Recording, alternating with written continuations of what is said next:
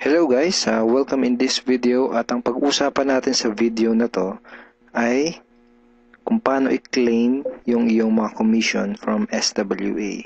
Okay, paano mo kukunin yung mga kinita mo or mga commissions mo from SWA. Isa kasi ito sa mga madalas na itinatanong ng mga tao. Okay, paano ko ba makukuha yung yung commission ko ba dyan? Or makukuha ko ba talaga yung perang kinita ko dyan sa opportunity na yan? Okay, so let's start. Okay, actually napakadali lang naman para i-claim yung iyong commissions. So, pag naging part ka na kasi ng SWA, magkakaroon ka ng website na parang ganito. And then dito sa left side ay may mga menu. So, for example, member ka na. Kailangan mo lang gawin is pumunta dito sa edit profile. Click mo yan. And then dito sa edit profile, makikita mo yung payout detail. Okay? Dito sa payout detail, diyan mo ilalagay kung saan mo gustong matanggap o ma-receive yung iyong mga commissions. So, marami tayong options para ma-claim mo yung iyong commissions. Okay? Ito yung ilan sa mga payout options natin. Through banks, pwedeng BPI, BDO Union Bank, HSBC, pwede rin Globe, GCash, Smart Money. And kung wala ka pang bank account and kung ayaw mo din ng GCash, ayaw mo din sa Smart Money, pwede mo kunin yung through LBC and Western Union. So, flexible yung payout natin. And then, isa sa mga common tanong, paano ko pag nasa ibang bansa ako? Paano kung OFW ako? Paano ko makukuha yung aking commissions? Pwedeng, ang gamitin mo is through PayPal. Okay? So, free lang naman ng mag-register sa PayPal. Gagawa ka lang ng account dyan. And bali ang mangyayari is, SWA will send your commission doon sa PayPal account na gagawin mo. And then, pag yung commission mo is nasa PayPal na, pwede mo nang i-transfer yung pera mo from PayPal papunta doon sa bank account mo. Most of the banks ngayon ay meron na silang online banking and PayPal linking. Okay? For example, is Union Bank and BDO. I'm not sure with BPI. Pero most of the banks ngayon is pwede mo nang i-link yung PayPal mo. Ibig sabihin, kapag yun nakatanggap mo na yung money mo from PayPal, pwede mo na i-transfer yun papunta sa yung Union Bank and BDO. Okay? And another option na ginagawa din na yung karamihang mga OFW nating members, they claim their commission through Western Union. So, para malaman ng mga admins ng SWA kung saan nila ipapadala yung commissions mo, kailangan dito sa payout detail mo naka-indicate kung saan mo gustong ma-receive yung mga commissions. Okay, so ilalagay mo dyan. Okay, para malaman at para masiguro natin na mapupunta at ma-receive mo yung iyong mga commissions. Okay. Let's say for example, ang napili mong option is bank transfer. Kailangan mo lang ilagay dito sa payout detail ay itong mga information na to. BDO, account name, account number. So, basically, halos yan lang talaga eh. Account name and account number. Ganun din sa Union Bank, sa BPI. Okay? So, paano yun? Lagay mo lang dito sa payout detail ay ganito.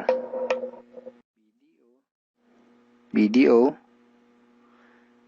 Then, yung account name, kung sabi natin, Juan de la Cruz. Tapos yung account number.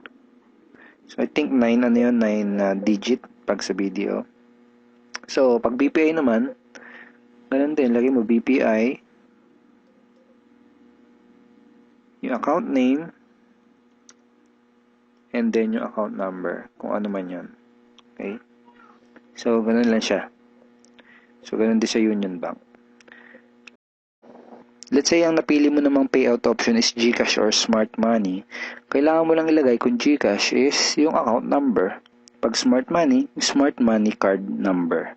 Very simple lang. Kung GCash, lagay mo GCash. Then yung number mo. Parang ganyan. So kung Smart Money naman, lagay mo Smart Money. Tapos yung Smart Money card number mo. Kung ano mang number. I think. Okay? Parang ganyan. Okay, pag sa PayPal naman, ang ilalagay mo lang dun sa dito sa payout detail ay yung email address na ginamit mo pang-register dun sa PayPal account mo. So, yun lang, email lang. Okay? So, kung Western Union naman or LBC, ang details na kailangan mo ilagay doon sa payout detail is yung iyong full name, address, and contact number. So, balik ka ulit dito sa edit profile mo. So, full name. Kung yung nakalagay dito is yung full name mo talaga, hindi mo na kailangan ilagay dito sa payout detail yung full name mo kasi yan na nga full name Pero kung for example hindi full name mo yung register mo nung gumawa ka ng account, you need to put your complete name dito. Ibig sabihin kung ano talaga yung pinaka-complete name mo. So lagay mo muna Western Union. Western, kahit ganyan na lang. Yun. Okay, kahit Western lang, understood na yun And then, lagay mo yung complete name mo. Cruz. Ganyan. Tapos yung address mo, dito mo na ilalagay. Okay? 2, 3. Sabay natin kaya. Ganyan. Tapos yung number mo, dito na lang din. Sabihin natin ganyan. Okay? So, yan. So, ganyan kapag Western Union or LBC. So, sabihin na rin nakapili ka na ng payout option na gusto mo, make sure to click save. Okay? So, ngayon, ipapakita ko sa iyo kung paano ka magre-request ng payout.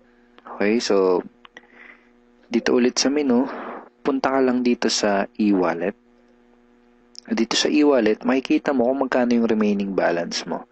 So, in this example, itong account na to is may remaining $250. So, in dollars yung makikita mo dyan. Then, pili ka lang dito sa transaction type. Ito. Piliin mo yung payout request. Okay? So, tapos, i-indicate mo dito sa desired amount, kung magkano yung gusto mong i-request for payout. Lagay mo dyan kung magkano yung gusto mong ipadala dun sa bank account mo or dun sa GCash mo. Okay? So, pwedeng $100 kung gusto mo $100 lang. So, pwedeng $20 kung gusto mo $20 lang. Okay? Pwedeng gusto mo lahat, pwede din. Hindi kailangan na may iwan dito. So, pwede maging 0 yung balance mo dyan. So, pag nakapag-decide ka na, just click submit. Then, makikita mo na okay na yun kapag lumabas na dito sa remarks. And that's it. Marireceive na ng admin yung request mo. Then, matatanggap mo na yung yung commissions mo. So, kapag through PayPal yung payout na pinili mo, usually within 24 to 48 hours bago mo ma-receive yung payout. Kapag money transfer naman, kapag through bank, up to 5 working days bago mo matanggap. So, in my personal experience, every time na magre-request ako, sa pangatlong araw, nare-receive ko na kaagad. Pero, yan up to 5 days na talaga makukuha mo na at matatanggap mo na yung iyong commission. Pag GCash and Smart Money naman, medyo mas mabilis. Okay? So, thank you so much for watching this video. This is Edward Reformina.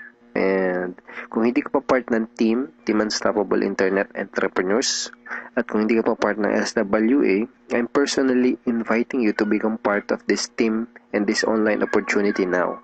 Kontakin mo kaagad yung taong nag-introduce sa'yo ng business na to. Because me personally and the rest of the team is very willing to help and guide you in this opportunity. We are very willing to help you get the result na gusto mong makuha. Okay? We will help you, we will guide you na ma-achieve mo yung mga goals na gusto mo. Just to show you our commitment in helping you, we have exclusive trainings na ginawa, na hinanda para sa'yo, para magawa mo yung business ng tama, para magkapagsimula ka ng maayos sa business na to, para hindi ka maiwan mag-isa. Okay? And part din ng commitment namin na tulungan ka sa negosyo na to is we provide you with the exclusive tools na mga gamit mo para magawa mo rin ang negosyo na to na mas madali at mas mabilis. Alright, so once again, kontakin mo kagad yung taong nag-introduce sa'yo ng ng opportunity na to, and make sure na he's part of Team Unstoppable Internet Entrepreneurs, because itong mga tools na pinakita ko sa iyo are exclusive to our team only. So again, thank you so much for watching this video, and God bless you, and bye-bye.